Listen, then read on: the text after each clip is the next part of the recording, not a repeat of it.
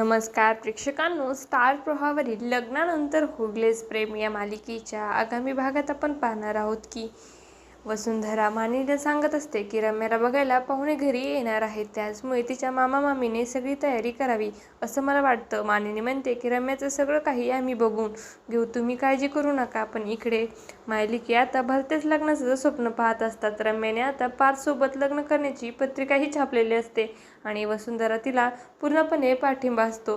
पण आता जी काव्य डोळे झाकून रम्यावर विश्वास ठेवत होते, तिच्यासमोर मोठं सत्य येईल. म्हणजेच यापुढे पाहायला मिळणार आहे की काव्य ही रम्याला बोलवण्यासाठी तिच्या रूममध्ये जाते. त्यावेळेस काव्य रम्या पार्थची लग्नपत्रिका सापडते. त्याचवेळी रम्या तिथे पोहोचते आणि ती खूपच घाबरते.